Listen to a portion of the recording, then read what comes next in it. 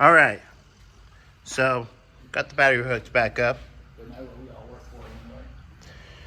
He said he was having some turn signal problems. Yeah, he mentioned that.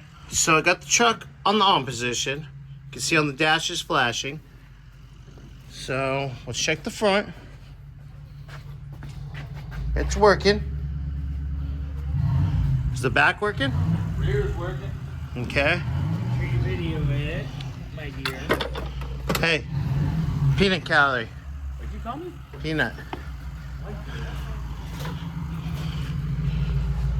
Back is working.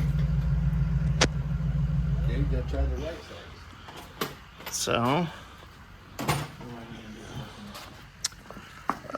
let's get this flipped. And you can see it's working on the dash. Working in the front. Do do do do do.